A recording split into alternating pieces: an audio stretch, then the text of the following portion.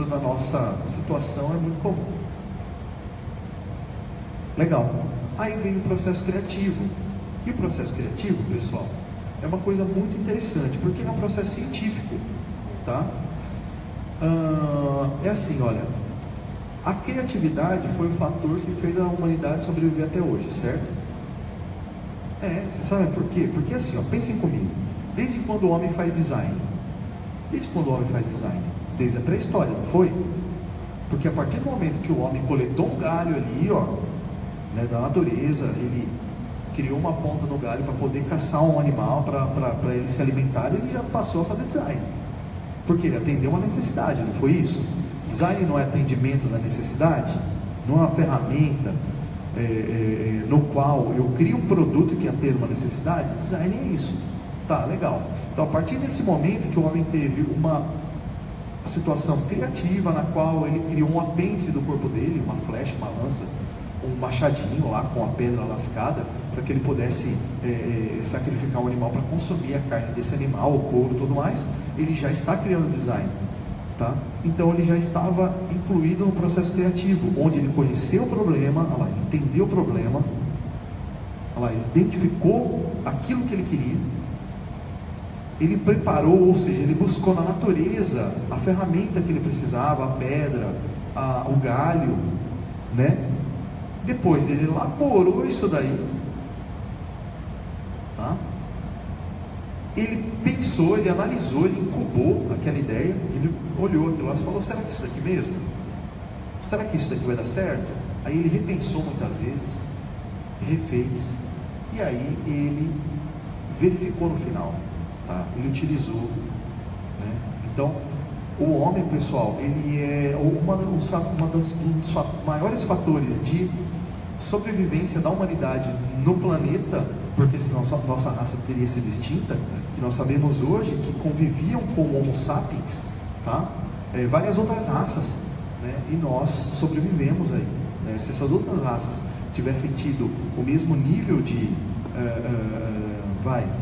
condição criativa, talvez nós não estaríamos aqui como raça humana que nós conhecemos hoje, tá?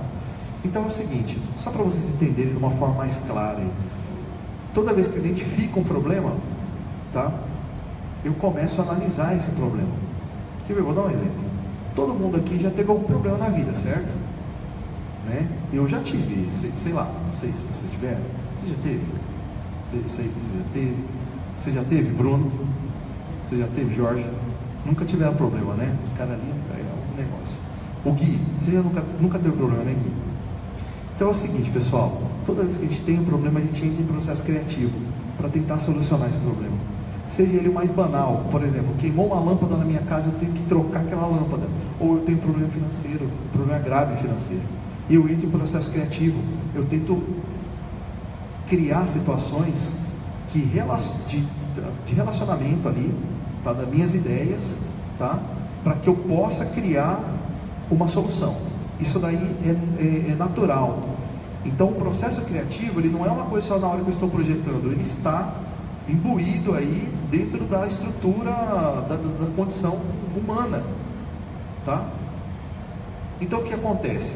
Tem um problema financeiro, tá? Vamos falar assim, porque a gente é brasileiro, voltando a dizer, e quem não é brasileiro não tem problema financeiro, né? Nós temos.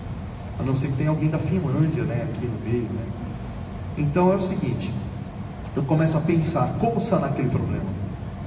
Eu começo a pensar, eu começo a analisar, e aí de repente parece que não tem saída, tá? Não tenho saída para esse problema, tudo mais. E aí, obviamente, eu tenho um período de afastamento. Legal, vou para minha casa, vou assistir uma televisão, eu vou dormir. No outro dia, eu acordo, parece que eu tenho uma ideia para sanar aquele determinado problema. Aconteceu isso daí com vocês? Tá, beleza. E isso daí se chama iluminação. Tá? O que é iluminação, pessoal?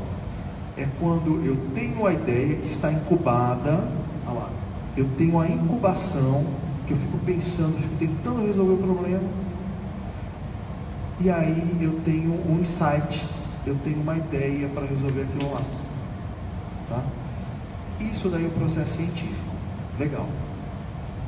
Alguns pesquisadores, também alguns anos atrás, eles fizeram uma análise muito minuciosa através de tomografia computadorizada do cérebro humano. E eles analisaram pessoas que se consideravam criativas e pessoas que se consideravam menos criativas.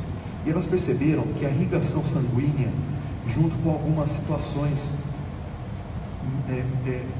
criadas naquele momento lá da tomografia, as pessoas criativas, elas têm uma capacidade maior, na verdade, um fluxo sanguíneo maior no cérebro.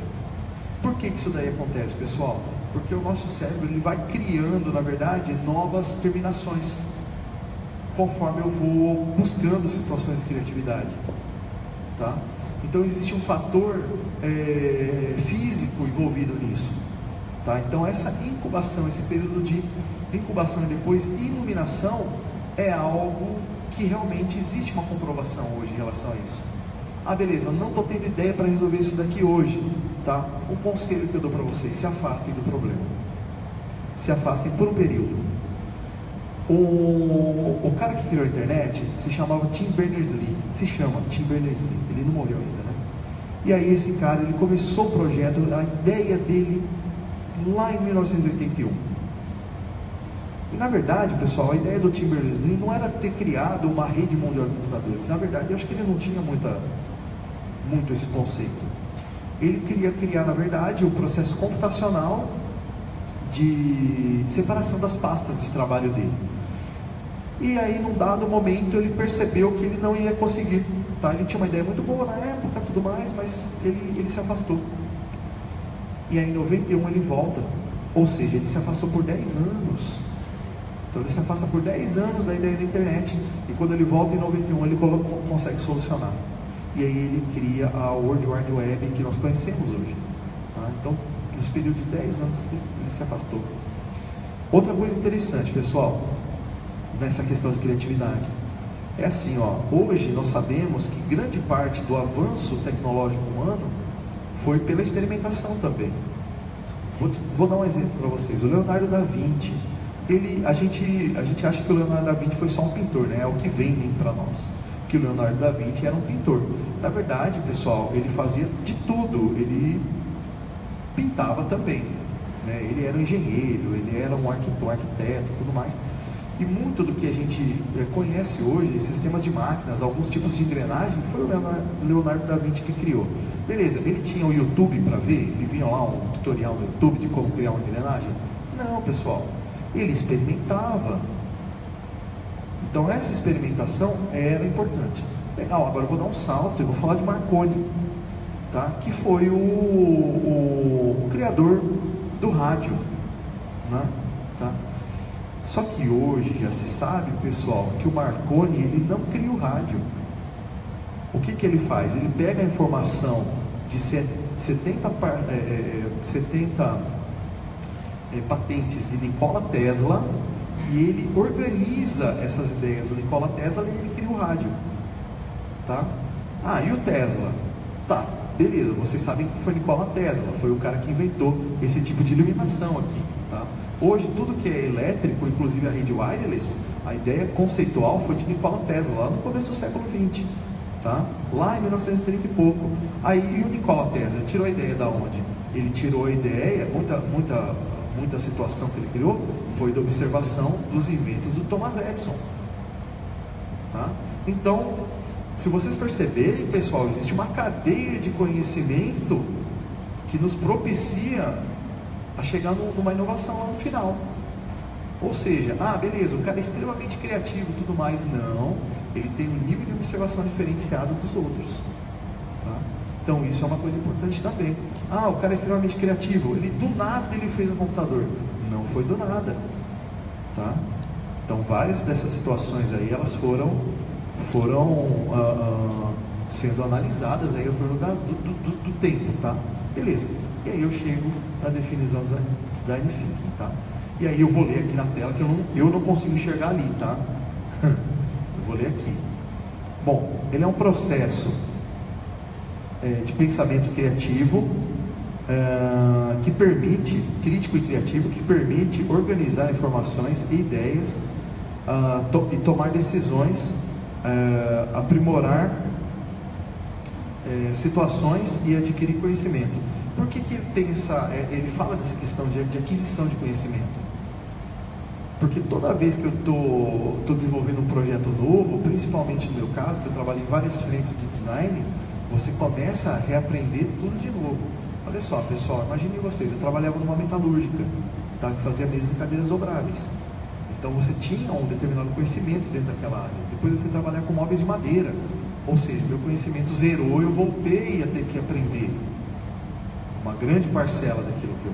Beleza, depois eu fui trabalhar com fundidos, com fundição, ou seja, eu tive que reaprender tudo daquele determinado mercado, tá? Então é um lance bem interessante essa questão aí, tá? Bom, beleza. Aí, olha, eu tenho ali algumas situações, na verdade, as 7 fases básicas do Design Thinking, tá? Então, eu tenho a definição, que é primordial, que eu defino o problema, daquele ponto de partida, é ali que eu vou começar a pensar em algo, é ali que eu vou começar a pensar numa solução. Depois eu tenho a pesquisa, e aí, na minha opinião, essa parte da pesquisa é primordial. É aonde você vai verificar se realmente aquilo que você estava pensando, porque geralmente é assim, olha, principalmente para o aluno. Fala assim, olha, beleza, o projeto vai ser mobiliário, beleza, o cara já tem o mobiliário pronto, o negócio já está pronto na cabeça dele, ele já quer desenhar, já quer meter o pau, ele já quer levar no marceneiro. Calma. Então tem a parte da pesquisa, que é a parte principal, tá? Essa parte da pesquisa, pessoal, ela engloba tudo aquilo que nós já sabemos, pesquisa de mercado, analisar cliente, analisar matéria-prima, é aquela questão da tecnologia, qual a tecnologia que eu tenho lá dentro, tá? Hoje, principalmente, essa questão também, né? Porque, não é verdade, pessoal? Ninguém pode investir numa nova tecnologia com a condição política do nosso país hoje. Eu acho que ninguém tem essa condição de investir numa nova tecnologia. Muito arriscado, né? Aí vem logo a geração de ideias, tá? Que é uma fase extremamente importante também. Os protótipos, tá? Depois a seleção, tá? Eu começo a selecionar aquilo que eu tenho de interessante, de mais interessante aí, tá? Depois a interpretação, a avaliação e o aprendizado, tá? Lá no final, o aprendizado é muito legal. Pessoal, essa questão do Design Thinking é muito interessante, porque é um termo que eu conheci extremamente superficialmente até 2015, tá? Em 2015 nós tivemos a oportunidade ímpar, tá? De nós participarmos, né, Maria Tereza, de um treinamento aqui no SIMB, né, que eu acho que, na minha opinião, o upgrade, para mim, foi um upgrade monstruoso, né? Eu comecei a ver de uma forma diferente, né? Eu acho que, de vez em quando, a gente dá uma guinada aí na profissão e tudo mais, e eu comecei a ver o design de uma forma muito mais estruturada, talvez que eu vi até um determinado momento. O termo foi cunhado, pessoal, por uma empresa que se chama Ideal, tá? Uma empresa norte-americana, e ela trabalha fazendo produtos, criando situações no cunho social, inclusive, tá? Principalmente em países aí que foram devastados por guerras, e muitas vezes até por pequenas comunidades aí, ou até grandes comunidades que têm realmente problemas sociais. E o Ideal criou algumas ferramentas para que eles pudessem visualizar os reais problemas desses locais aí. E as 7 fases primordiais são essas. Eu não vou falar de todas, porque na verdade a ideia não era falar de todas mesmo, tá? A gente vai focar mais na parte daquela questão da pesquisa e da criatividade mesmo, né? Até porque senão eu teria que ter uma palestra de no mínimo umas 5 horas para a gente poder falar aí de todo o processo de Design Thinking, né? E então a gente vai dar um foco principal ali na parte da definição e da pesquisa, ok? Bom, a grande ferramenta aí do Design Thinking é esse gráfico aí, tá? Que é o famoso duplo diamante, tá? Então, se vocês perceberem, a primeira fase ali é o Discover, né? A descoberta, tá? É onde você vai começar a analisar. E se vocês perceberem também, ele é um gráfico em forma de diamante, né? São 2 losangos ali, e tem um ponto de partida ali, que é aquele círculo vermelho. Então, você percebe que você abre, né, o leque, né? Que Você vai abrindo as ideias, você vai coletando a informação. Bom, a experiência que nós tivemos aqui no CIMB foi uma experiência muito legal, tá? Posso dizer até que emocionante aí, que nós co-criamos com os participantes aqui do projeto para criança, né? Com as crianças. E aí nós tínhamos a possibilidade de entrevistá-los, tá?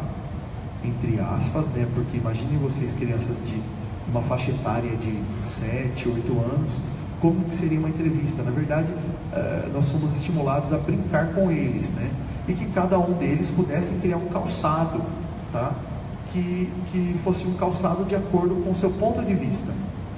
E eu vou ser sincero com vocês, eu vi algumas coisas ali que me chamaram bastante atenção, porque esse processo é um processo de empatia, ou seja, você tenta se colocar no lugar daquele usuário, você tenta se colocar no lugar daquela pessoa que você está tentando idealizar algo. E sinceramente, pessoal, não é tão fácil. Sinceramente, não é uma coisa fácil você tentar se colocar no lugar de uma criança, ou de uma mulher, ou de uma situação que não faz parte do seu mundo, tá? Mas o que eu percebo é que o futuro do design é pautado nessa questão da empatia, é pautado nessa questão de você se colocar no lugar da outra pessoa, você tentar entender quais são os anseios dela, o que ela está pensando, quais são as suas, como que é a sua visão de mundo, tudo mais, tá?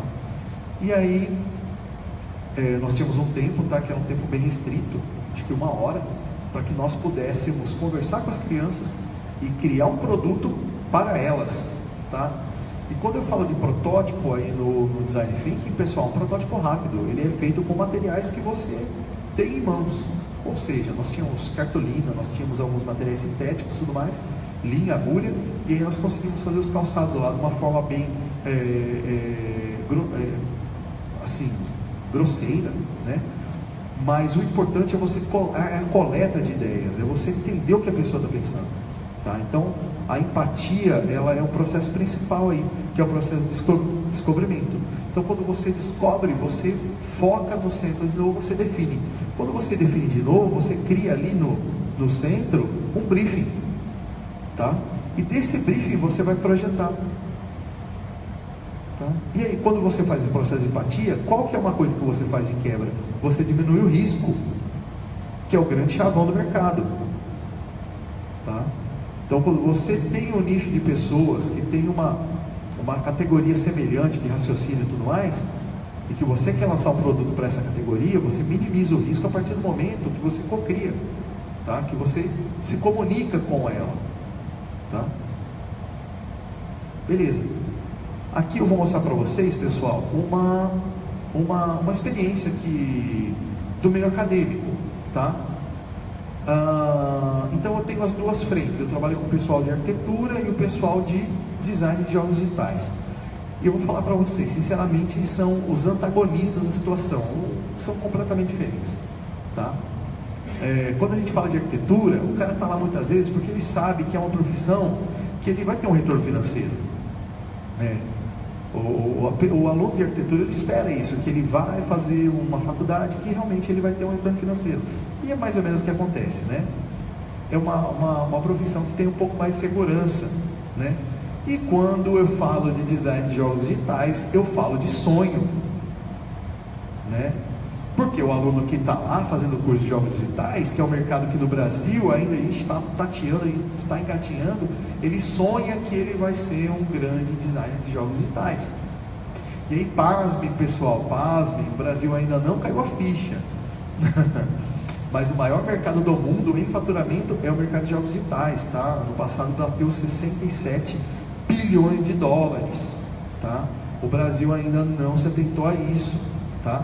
Países como a Índia, tá? São grandes produtores de jogos digitais. Japão, não preciso nem falar, né? O Japão é um dos grandes produtores, uma das grandes fatias de mercado. O Japão que se apropriou aí. Estados Unidos, e hoje o maior produtor de jogos digitais online, pessoal, é a Coreia do Sul, tá? É a Coreia do Sul, não é a do Norte, lá do japonês louco, lá do Chile, Não posso falar isso, que o Trump falou, quase deu guerra, né? Que o Trump falou que o coreano lá era meio doido, né? E quase deu problema. Só que assim, pessoal, hoje a Coreia do Sul, eu acho que são 25 bilhões de dólares por mês que a empresa de games deles consegue faturar, tá? Só deles. Então, uma fatia considerável do mercado. Bom, e aí, pessoal, por que eu confrontei uma profissão que é uma profissão mais tradicional, mais pé no chão? As pessoas que estão lá são pessoas que têm um caráter muito mais pé no chão do que aquele meu aluno de jogos digitais, que o cara fica viajando, fica assistindo mangá, fica jogando. Por quê? Porque a experiência é muito mais rica, tá? A experiência extrapola, tá? Porque o que acontece, pessoal? Se eu pegasse e fizesse um mapa, uma situação de empatia com pessoas da mesma sala, dentro do mesmo curso, os resultados iam ser muito semelhantes, tá? Porque eles teriam o mesmo nível de informação, tá? E aí, qual que foi a experiência, tá? Qual que foi a multiplicação, né? Foi assim, olha, a experiência foi pegar o pessoal de jogos digitais, colocar dentro da sala de arquitetura e que o pessoal da arquitetura aplicasse o mapa de empatia, e no final eles teriam que criar um produto para o aluno de jogos digitais, obrigatoriamente um produto real, um produto que funcionasse, no caso uma luminária, tá? Bom, beleza, ali vocês estão vendo a foto da entrevista, tá? Deixa eu ver aqui o laser, aí ó, aqui dá para saber, né, quem que é arquitetura e quem é jogos digitais, né? É bem nítido, né? Esse menino aqui, ó, é jogos digitais. Então é uma coisa, você está andando lá na faculdade, você olha e fala, aquele moleque faz jogos digitais, né? Você sabe quem é. Beleza. E aí, pessoal, foi um susto, né? Porque eu falei, olha, vocês vão ter que desenvolver um produto, esse produto ele está dentro do caráter do light design, do design de luminárias, e são pessoas reais. Só que eles achavam que ia ser entre eles, sabe? Que eu ia designar algumas pessoas para que eles entrevistassem. E aí eles viram os alunos do curso de jogos digitais entrando dentro da sala, e aí eles ficaram meio assustados, e aí eles começaram a entrevistar. E aí, ó, dá uma olhada na cara desse cidadão, ó, dá uma olhada na cara dela, ó. Falou, meu Deus, e agora? Não foi mais ou menos isso? É, porque é assim, pessoal, foi a cara que nós fizemos, Maria Tereza, né, Maria Tereza, quando nós descemos ali embaixo, porque a gente viu a molecada gritando, a molecada correndo, aí eu olhei para um, olhei para outro e falei, meu Deus, e agora? Não é verdade? E aí, pessoal, a experiência é muito mais rica, porque você não está no mundo que é seu. E aí, olha só, a moça cadê ela? A moça me fez uma pergunta ali, ó, antes de ir. Por que você acha que a indústria de Birigui ainda tem um pouquinho de relutância com a questão do design thinking? Porque, pessoal, é uma quebra de paradigma. É uma quebra de paradigma. Você vai ter que sair você como projetista, você como designer, como estilista, você vai ter que sair daquele seu meio e procurar o que tem lá fora. Aí conversar com as pessoas. E aí você vai fazer essa cara aqui, ó, quando você conversar com ela realmente. Porque vai ser diferente daquilo que você pensa. Porque beleza, nós temos os dados de mercados, nós temos o Inspira Mais, nós temos muita coisa que contribui realmente com o nosso conhecimento. Não é assim? Nós temos, ontem veio a Tatiana aqui, né? A Tati Souza, né? Segunda. A Tati Souza aqui veio falar um pouco para vocês e tudo mais. E ela é uma agente de inovação. E aí a tendência, ela ajuda a gente a criar? Ela ajuda a gente a criar, pessoal. Sim, ela é para isso, ela é para nos situar, é para criar o norte. A tendência é para nos nortear. Mas é a única fonte de informação? Não, ela não é a única. Ela não é a única fonte de informação. É uma fonte de informação, mas ela não é a única. No começo de 2016, pessoal, nós tivemos aqui um curso muito legal, que foi com uma profissional de design da área de imobiliário, que é a Silvia Grilli, tá? E foi muito legal o curso. E uma das coisas que ela bateu muito na tecla é o abandono da questão da tendência para o móvel, para o mobiliário. Tá? Ela falou, não, vamos abandonar esse lance de tendência e tudo mais. Ela tem um portal, tudo mais, que fala de móveis, mas ela bateu na tecla, vamos abandonar o lance da tendência, que eu acho que no calçado não é possível ainda. Né? Essa tendência que vem no calçado, eu tenho a coleção do outono e inverno, vai ter essa cara. Né? Eu acho legal ainda a gente poder entender, porque ele acaba minimizando, mas não é a única fonte. Eu acho que a fonte principal é o cara ali, ó, esse carinha aqui é o usuário, porque é ele que vai te nortear, tá? Ah, beleza, mas aí, professor, você fez com um cara só, era focado para ele, aquele usuário. Tá, mas beleza, mas você tem uma grande chance, beleza, você não vai entrevistar uma pessoa só. O ideal é um grupo de pessoas, igual a GC Lever. A GC Lever tem um grupo de 40 pessoas que ela entrevista e ela testa os produtos antes de lançar para o mercado. Por quê? Para que ela corra menos riscos. Tá? Então a GC Lever não, desculpa, é a Unilever. Né? A Unilever faz isso, tá? Já faz algum tempo que ela faz um teste interno dos seus produtos. Por que eu não posso fazer dentro da minha indústria? Para que eu afira realmente se realmente aquilo que eu estou propondo para o mercado é o ideal. Tá? Por que eu não posso fazer dentro da indústria de mobiliário? Beleza, eu tenho mobiliário aqui, e eu vou chamar as pessoas para ver meu mobiliário. Sabe uma experiência que deu muito certo quando eu trabalhava na Famospa? Estou me reconfigurando a garganta. Então é o seguinte, eu fiz um projeto de um guarda-roupa, né? Eu criei um rendering, tá? Um rendering digital, nós fizemos algumas impressões, e nós fomos até os clientes, esse guarda-roupa aqui, o que você acha dele? As pessoas deram um pitaco, beleza, eu acho isso, eu acho aquilo, eu acho que tem que ter uma gaveta a mais, uma gaveta a menos, uma prateleira a mais, uma prateleira a menos. Nós configuramos o produto de acordo com o que as pessoas queriam, tá? Resultado, o produto vendeu muito bem. Por quê? Porque nós somos as pessoas, não só o lojista, tá? Algumas vezes nós conseguimos conversar com o usuário final, e o usuário final, ele dá uns feedbacks interessantes.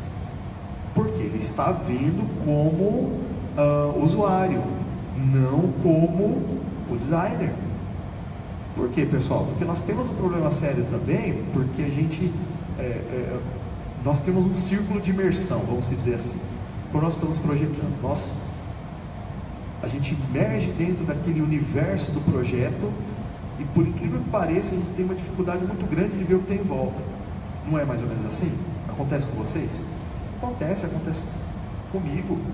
Na hora que eu estou projetando ali, eu fico tão imerso naquele universo do projeto que de vez em quando eu me perco. E aí muitas vezes vem uma pessoa de fora e ela aponta ali e fala, olha, isso daqui não pode ser assim. Mas por que não pode ser assim? Porque tem determinado aspecto que não vai dar certo. Ok? Isso daí acontece muito. Bom, mas aqui eu coloquei essa foto, essa foto só para vocês verem aqui, a cara do pessoal, dá uma olhada no susto. Legal. Aqui. Beleza. O que eles estavam fazendo? Eles estavam aplicando esse mapa de empatia, que é uma das principais ferramentas aqui, para você entender o que as pessoas querem, tá? Então olha só, primeira situação, tem o pensa e sente, depois o escuta, o vê, o faz e fala, as dores e os objetivos. Vou dar um exemplo meio complicado para vocês, tá? Quando nós fomos fazer o mapa de empatia com os alunos do Procriança, quando chegou na parte das dores, eu acho que teve muita gente que saiu com nó na garganta. Não é verdade, Maria Tereza? Porque o aluno falava assim, eu tenho... mas o que seu pai faz? Meu pai agora não faz nada. Mas ele mora com você? Não. Onde que ele mora? Ele mora ali no centro de ressocialização. É duro isso, não é? É uma realidade que não é sua. É um universo que não é o seu. É uma situação que você não passa, né? E que te faz entender algumas coisas, não é verdade? Então, você pode se deparar com uma situação agora. Beleza. Bom, não sei se dá para ver daí, né? Porque ficou um pouco longe aqui o projetor. Mas olha só. O que você vê, tá? Quais são os programas de televisão? O que você assiste na TV? O que você vê ao seu entorno? O que você acha das situações? Né? Tudo isso daí influencia. Algum tempo atrás, lá em 2012, tá? No Inspira Mais, veio uma referência muito interessante do Game of Thrones, lá em 2012, né? Lá em 2011, né? 2011 para 2012, uma referência interessante que era o Game of Thrones, ou seja, que era um seriado que estava fazendo uma série, né? Que estava fazendo um sucesso muito grande, que ele virou referência para a criação de calçado. Então isso pode acontecer? Pode acontecer. A pessoa pode falar, beleza, eu gosto de determinadas situações.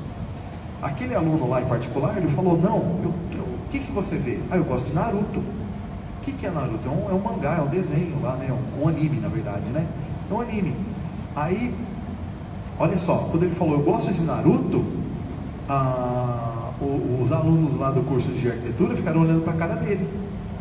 Aí a menina veio depois me perguntar, professor, o que é Naruto? Eu falei, é um anime. Você nunca viu? Não, eu nunca vi. Aí o que eles foram fazer? Eles foram pesquisar sobre aquele universo do Naruto. Tá? Beleza. O que você pensa? Tá? O que te faz feliz? O que te faz triste? O que você acha da sua vida, das notícias e tudo mais? Tá? Isso daí é importante? É extremamente importante, pessoal. Por quê? Porque você está dentro, está tentando entender o que aquela pessoa está pensando, né? Deixa eu ir mais perto que eu não estou vendo. O que você ouve, tá? Sei lá, do campo musical, tá? Então, por exemplo, eu tenho um nicho de pessoas que gostam de rock, né? E é um caso aí, né? Eu falo, beleza, o que você ouve? O que você gosta de música? Eu gosto de determinado gênero de rock, né? E aí a pessoa vai procurar aquele gênero, ela vai tentar entender quais são as situações estéticas, quais são as situações comportamentais daquele tipo de rock, tá? O que ela fala, tá? Como que ela se comunica, quais são os assuntos que ela aborda, tudo mais. Então isso daí vai criando um mapa, pessoal, para nós. E esse mapa de empatia, ele vai nos colocando aí dentro. Existe um pesquisador, ele eu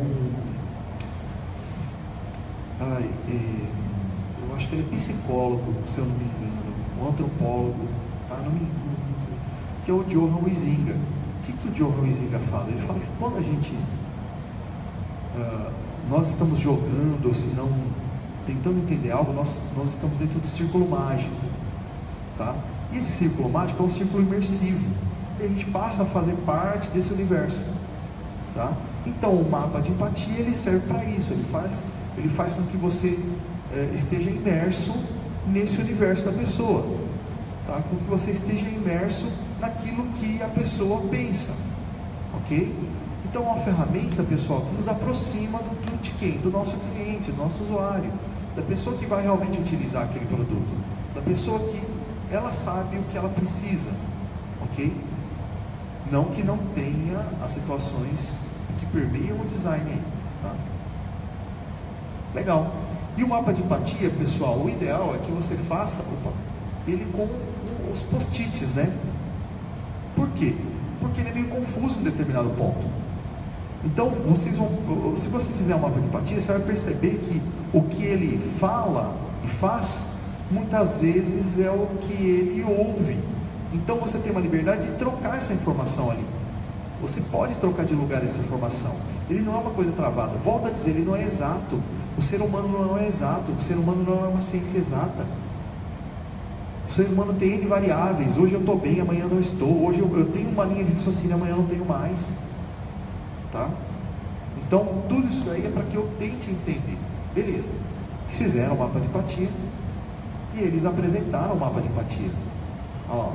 Apresentando com os post-its, eu aqui, dando risada da situação, né? Porque eu dei muita risada, tá, pessoal? Imaginem vocês, a menina Patricinha e o cara falando: não, eu gosto de heavy metal, meu negócio é mais underground. E aí a menina ficava meio mas foi legal a experiência. Então ali, ó, o mapa de empatia. Beleza. Aí começaram a gerar as alternativas, começaram a desenhar, pessoal. Começaram a desenhar e eu peço que tenha um número de desenho X. Falou, ó, tem que ter pelo menos umas 15 alternativas. Tá? E eles começam a desenhar. No meio dessa geração de alternativas, o que eu faço? Eu aplico essa ferramenta de criatividade aqui, ó, que é o Mescrai. Ó, que é uma ferramenta, que é uma sigla na verdade, tá? Então é modificar, eliminar, substituir, combinar, rearranjar, adaptar e inverter. Então o que acontece, pessoal? Esse Mescrai aí, quando ele começa a trabalhar com o Mescrai, ele começa a criar novas alternativas daquilo que ele já tinha criado. O ideal, pessoal, é que você consiga esboçar o máximo de situações possíveis. E esse máximo de situações possíveis, depois eu peço para que eles reorganizem isso daí, tá? Que eles consigam entender as principais alternativas. Então, geralmente, eu tenho umas principais alternativas, tá? E essas principais alternativas que vão se transformar em produto, tá? Então, eu tenho ali essa ferramenta que é extremamente interessante, que é a ferramenta do Mescrai. A gente também chama, pessoal, como de ferramenta de pensamento lateral, tá? Porque geralmente eu tenho um pensamento linear, um pensamento vertical, tá? Quando eu tenho um pensamento lateral, eu consigo ver outras situações, eu consigo misturar algumas coisas, tudo mais. E é muito interessante porque o que acontece, pessoal? Quando eu tenho a ferramenta de Mescrai, muitas vezes aquele meu projeto, que até o momento ele não tinha alcançado sua plenitude, ele começa a alcançar, ele começa a extrapolar aquele limite. Tá? Ah, mas o limite não é o mapa de empatia, o limite não é o briefing criado pelo mapa de empatia, ele realmente é, tá? Só que eu consigo extrapolar alguns casos aí, que é bem interessante. Eu vou mostrar para vocês a foto final do trabalho, para vocês verem como que ele ficou. Que é esse daí, ó. Beleza, isso daí é uma luminária. Legal, até aí tudo bem, tá todo mundo vendo a luz ali, certo? Só que como que ela funciona? Então é o seguinte, o ponto primordial foi o Naruto, tá? Na hora que o cara falou do Naruto, deu uma pane no grupo. Porque o rapaz não conhecia, as meninas não conheciam o tal do Naruto, eles foram pesquisar. Eles assistiram vários episódios do Naruto. E quando eles começaram a assistir os vários episódios, eles começaram a assistir mesmo, começaram a acompanhar a série. E num dado ponto eles perceberam que um dos elementos primordiais era uma tal estrela que tinha lá no olho do personagem. E aí o que eles fizeram? Eles falaram, professor, o lance é basear todo o conceito da luminária na tal estrela. Eu falei, ótimo. Mas como que essa estrela? Ela é estática? Não, ela gira, ela faz uns movimentos. Eu falei, então a luminária tem que girar. Ah, tem que girar? Ah, é legal se girasse. Beleza, então o que eles fizeram, pessoal? Eles fizeram várias, isso daqui é uma estrutura com várias estrelas, tá? de acrílico. Essas estrelas, elas foram coladas num tubo de acrílico, e aqui embaixo, não dá para ver porque eu tirei a foto no escuro, mas tem uma caixinha com o motor do micro-ondas, do prato do micro-ondas. Então, na hora que você liga a luminária, ela gira as estrelas. As estrelas giram. Olha que negócio legal. Então eles não tinham ideia do que eles iam fazer. Aonde que foi o ponto de partida? Qual que foi a ferramenta de criatividade? Qual que foi o grande lance? Foi o mapa de empatia. Percebam vocês, tá? Então o grande lance, o chavão, foi o mapa de empatia. Beleza, se eu não disser para ninguém que isso daí é a estrela que tem no olho do Naruto, ninguém nunca vai saber, vai. A inovação nesse caso não foi uma coisa não foi um salto muito grande, foi um salto extremamente grande, pessoal. Para quem não sabia o que era o Naruto, para quem não tinha ideia do que ia fazer, no final eles conseguiram entender um ícone, uma situação, e transformaram esse ícone, essa situação, em um produto realmente funcional. E depois esse produto foi apresentado para aquela pessoa que passou pelo mapa de empatia.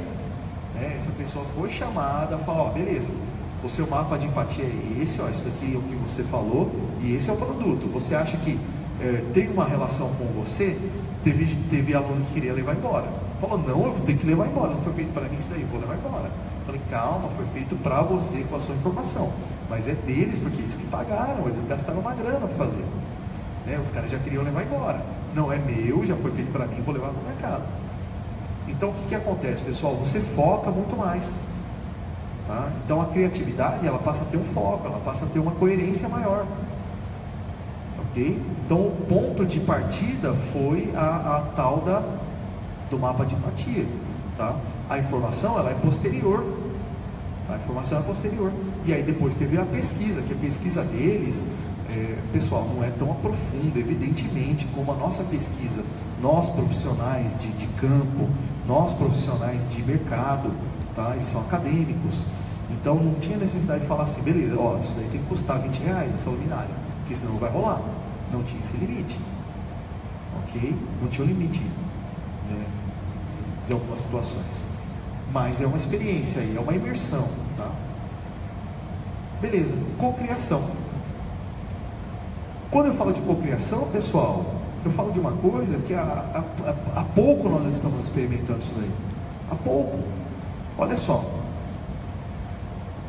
Como são os setores de desenvolvimento aqui em Birigui? Eu vou relatar o meu, como era lá em 2003, quando eu comecei a trabalhar com desenvolvimento. Era assim, ó. Eu vou até colocar o barato aqui, eu não sei, não consigo ficar com isso aqui na mão. Eu devo ter algum problema. Era assim, era uma sala fechada, uma sala completamente fechada. Então eu desenvolvi o produto e aí ele ia para o prototipista lá na produção. Esse prototipista também tinha uma sala fechada, certo? Certo. Aí ele fazia lá o protótipo e jogava um pano em cima quando ficava pronto e levava lá para a sala que ficava trancada. Aí quem tinha acesso a essa sala? Eu, o diretor da empresa, o prototipista e mais um ou dois lá. Por quê? Porque ninguém podia ver o produto, senão o pessoal, todo mundo ia roubar a ideia. Tava certo isso daí? Não. O certo, beleza. Ô fulano, você fez o protótipo aí? Tá. Eu pegar essa cadeira, levar lá no meio da produção, colocar ela lá no meio e falar assim pro soldador, ó, a gente tá pensando nessa cadeira aí. O que você acha? Ah, beleza, ó, ficou legal tudo mais. Mas e se aqui, ó, tivesse um ponto de solda diferente? Eu ia produzir mais, ia ser mais fácil de soldar. Pro cara lá da máquina de dobra, ó, fulano da máquina de dobra, o que você acha dessa dobra aqui, ó? Ah, legal, essa dobra ficou legal, só que se a gente dobrar ela alguns milímetros maior ou menor, não vai dar tanto problema no tubo na hora de dobrar. Nós fazemos isso? Não. Por quê? Porque nós tínhamos um medo monstruoso da informação vazar. E aí nós sabemos hoje, pessoal, que é o contrário. Então a gente não cria, a gente cocria com as pessoas. Tá? Nós chamamos as pessoas a estarem contribuindo com o projeto.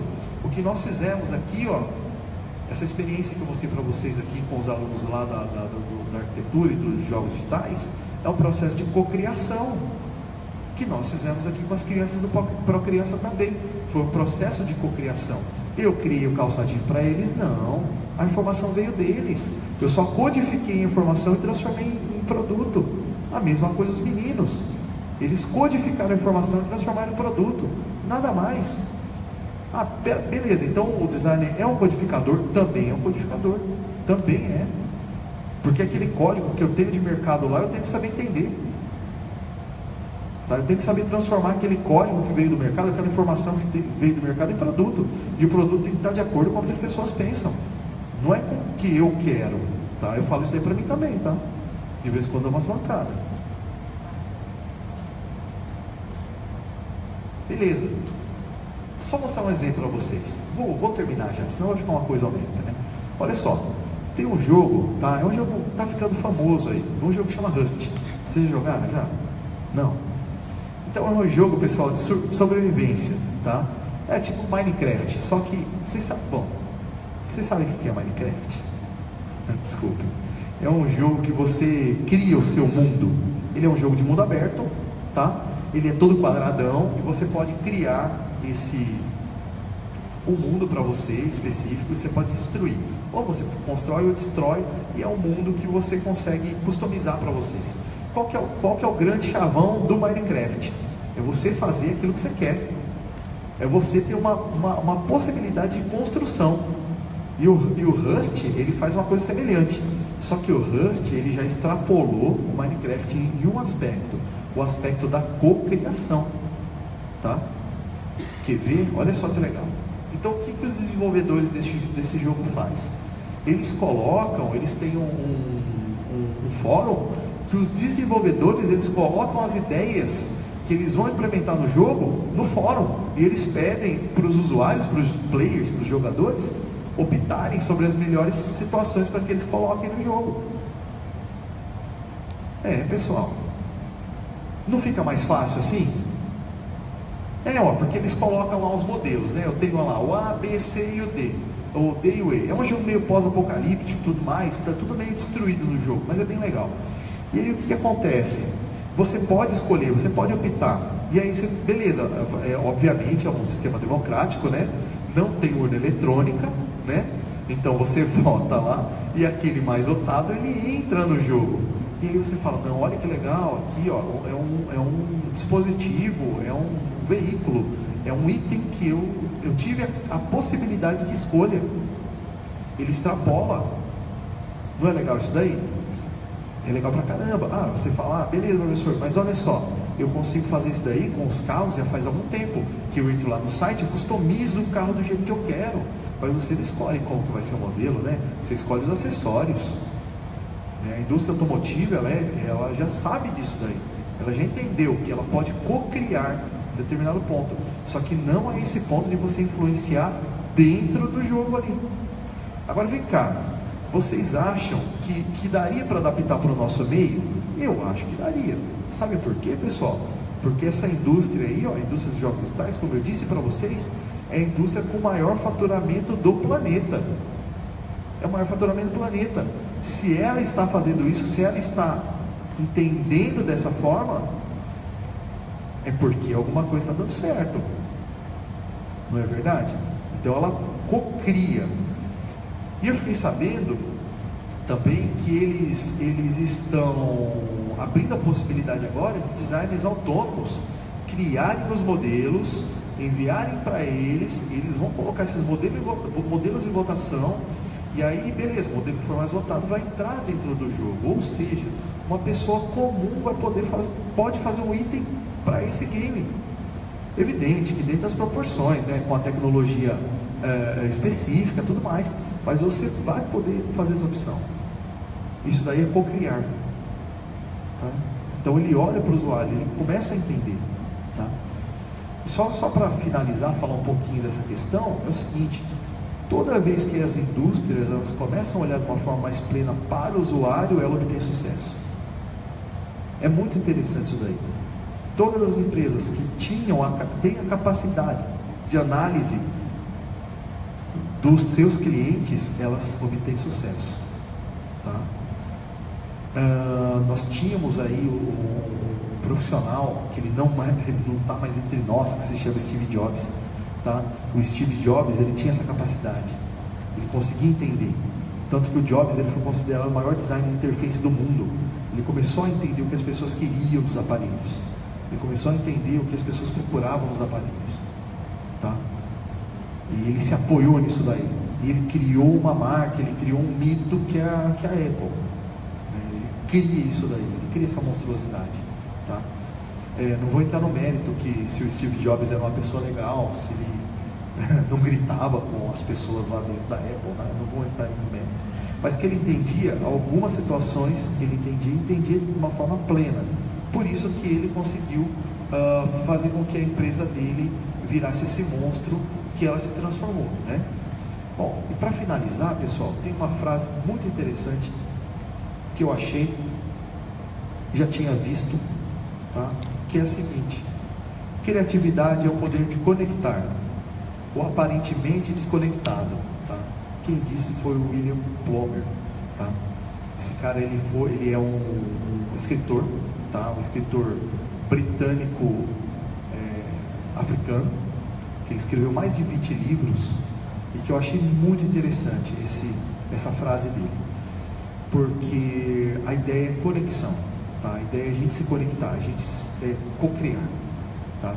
E a criatividade, pessoal, ela é algo essencial para que a gente possa entender melhor as pessoas aí, tá? E as ferramentas de design thinking para que a gente possa realmente obter uma veia criativa muito mais eficaz, muito mais focada, ok? Bom, eu acho que é isso. Pessoal, obrigado, né?